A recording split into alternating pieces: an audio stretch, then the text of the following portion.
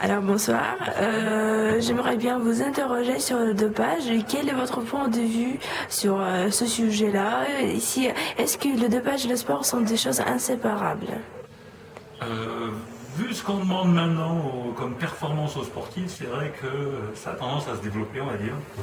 Après, personnellement, je me dis que si on a des capacités, si on s'entraîne, on ne devrait pas avoir besoin de dopage. Mais après, c'est l'engrenage, comme certains commencent à prendre des substances, et ben, on se dit que les autres vont faire pareil. Mais moi, je veux dire, je suis pas pour.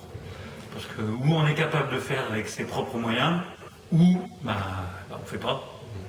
Après, c'est vrai que le piège, moi j'ai eu des exemples de dopés où c'était pas du dopage, où des gens se sont soignés, mais comme les produits étaient des produits dopants, eh ben, ils étaient considérés comme dopés. Sauf que au départ, leur démarche, c'est là où moi j'ai un problème avec le dopage, c'est qu'il n'y a pas de barrière entre la personne qui veut se soigner pour se soigner parce qu'il est blessé ou malade, et la personne qui prend des médicaments pour faire progresser dans sa performance.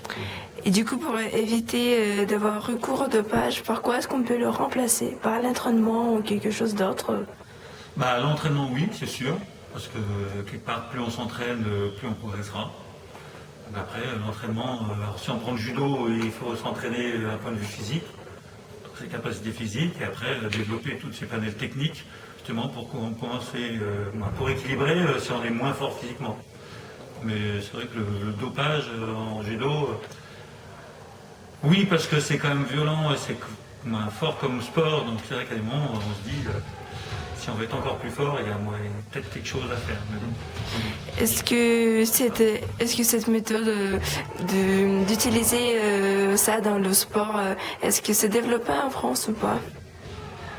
Moi, je pense que, c'est-à-dire comme tout ce qui est interdit, quelque part, hein, ça se développe. Parce que plus on interdit aux gens, plus ils ont envie de le prendre. Après, moi, il n'y aurait pas de dopage et tout le monde serait à armes égales avec ses propres moyens. On n'aurait peut-être pas les mêmes performances qu'on a actuellement, mais bon, je trouverais ça plus juste.